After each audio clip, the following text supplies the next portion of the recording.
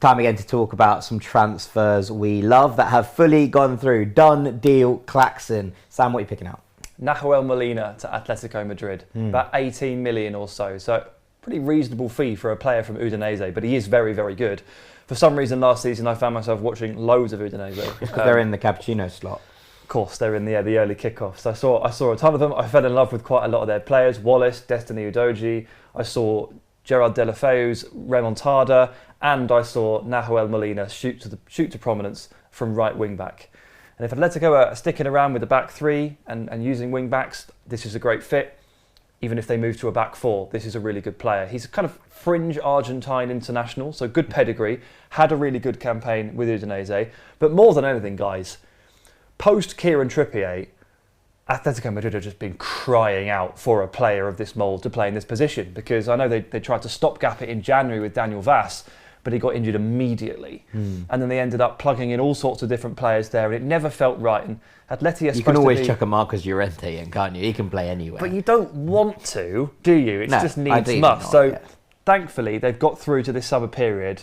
And look, last season was a bit of a disaster for them overall, wasn't it? It just went a bit limp, and they were supposed to be title favourites, and they were nowhere near it. So the pressure's on them to step that back up again and to find some solutions. There was absolutely no way they were going to be able to rival this new Barcelona and reigning European champions Real Madrid without a right back of any description. So I'm just pleased they got one, and a good one at that. Yeah, it's a nice one. Atleti are back. I've talked about this a little bit. Oh, they're back, the are they? They're back. Well, they're back in that exact No, they're spot. back. Well, they are back because they're back in. They're back in the exact position they like being in, which is underdogs as third, punching up into the big two, and that's exactly where Simeone wants to be. He doesn't want to be title favourites. You say, Atleti were looking around going, nah, don't like this, don't like being expected to win things. We like punching up, and they're back in that position, and I think they're back. So I'm excited about. And Molina's a very Simeone player too. Some people look at he got a really snide red card last season. Some people look at that as a weakness. Diego Simeone looks at that as a positive. He went, thanks very much. The only thing missing from his repertoire. He was like, that was the moment Atleti decided to sign him. Right, Dean, who are you going for?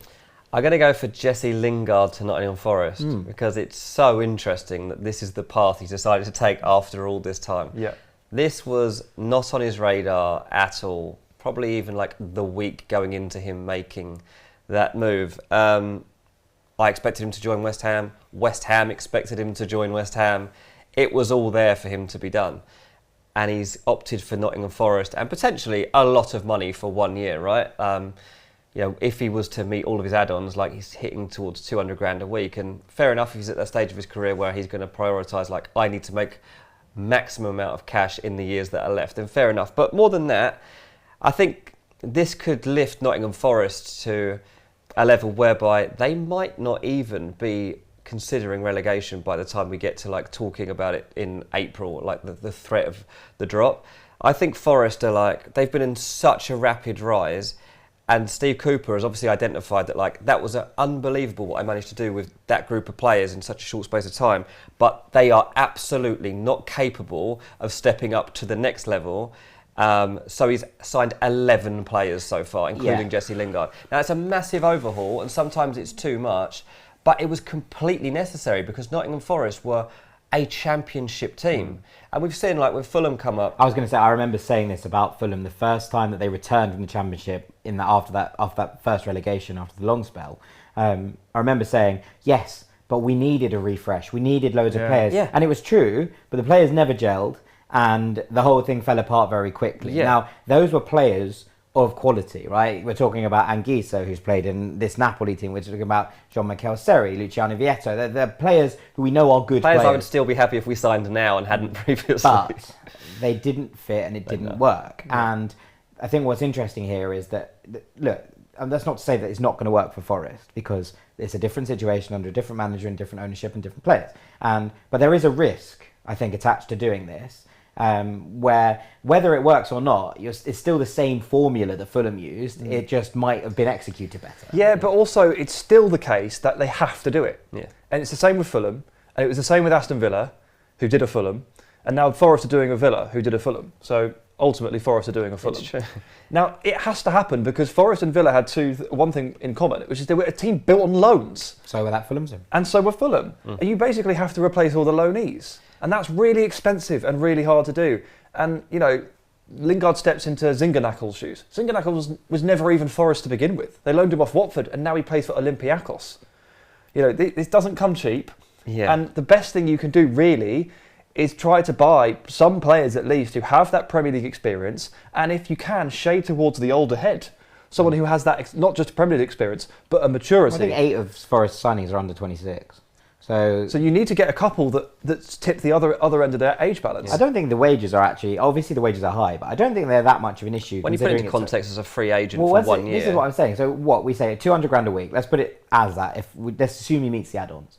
It's about 10 million, right? About 10 million. If you'd paid 5 million for Jesse Lingard and he was on 100 grand a week, no one would be batting an eyelid. And I think that's actually a really interesting way of looking at it, even though it's a 1 year deal, obviously. That means that the risk is lower. There's no risk moving into potentially relegation because you're not saddling the wage. You also know where he stands. Like, you know it's a 1 year deal. You know that part of the reason he's coming is for money. But also, Jesse Lingard has to make a success of this move. Like, he can't come here and just... Or he's like, I'll do 1 more year in the Premier League and I'm off to MLS. Well, yeah, maybe. Maybe you'll prove me wrong. But, like, I don't think he's going to be casual about this. I think he's going to be like, I'm the main man in this team and I'll make sure that we are playing at a certain level. And, like, Dean Henderson in goal too, another smart signing, right? Like, those two particularly, like, stand out to me in this batch of signings they've made. Don't forget, there's more to come from Nottingham Forest too. At least 3, probably 4, I'm told. 15 signings is a lot. 15 signings it's a we new could squad. be looking at here. It's not a new 11, it's a new squad. Yeah. Under the old rules, that's a full squad and 3 subs. But, like, you compare what they've done so far to Fulham and Bournemouth, and you're like, well, Forest have, for me, the best chance of staying up. Well, it depends how you look at it. I feel like Fulham were in the better place, obviously winning the league and having a squad that felt more ready to jump in. I think Bournemouth are going to struggle currently with where they are and who they've signed and the personnel within that squad. Fulham, I think, are going down a different approach. We've seen that approach not work for Fulham. They had to change something. Yeah. So Fulham are lacking that Premier League. Like, if Fulham get in the 2 centre-backs that they need and they're both Premier League centre-backs, then and a goalkeeper, I think. And Leno comes in, then that changes that completely. But what right I'm now, as it stands, Forest have a better team right now. Yeah, because the best business. Fulham don't have a defence. No, absolutely. I would completely agree with change. that. Let's finish. I was just talking about a player going to MLS. Let's talk about a player coming from MLS. And Taty Castellanos has signed for Girona from NYCFC. Now, obviously, it's a internal loan within the City Football Group. But like this a lot, this is Girona obviously trying to stay up in La Liga. They've signed, I think, and I know Sam agrees with this, the best quality striker that they could possibly have signed for the level that they are currently playing at. He has been a revelation for NYCFC and it's a big loss for them in MLS. But I think what I really like about Taty Castellanos is that he scores scruffy goals.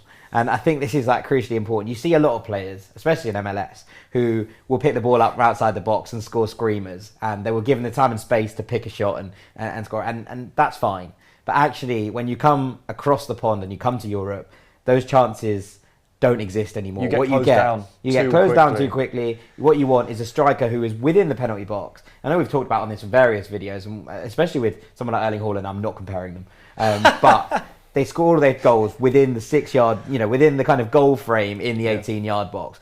That's what Castellanos does. He's thereabouts. He scores scruffy goals. He finishes things off. He can get in behind the defensive line. And I think just this as a move feels like a springboard for him, because I was worried that, I think, we've talked about him potentially going to somewhere like Leeds, Southampton, thought he'd do well in both of those places, but this could really be a springboard for him because I think he'll suit La Liga. And then I also think that if Girona do well and he spearheads that, he will get a quick rise through the ranks, whereas I think you come in and score 10 odd goals for Leeds or Southampton, you probably stick around for a couple of years. This could be a quick leap springboard for Taty Castellanos to be playing for a European, like a club in Europe, not on the continent, in European competition, very quickly, I think. So I like this a lot for both Girona and for Castellanos. I agree. It's the best striker Girona could possibly have dreamed of signing. Obviously, it's helped by the fact that it's a portfolio transfer, but you can't do better than that, and that's great. I'm really, really high on Castellanos. Like,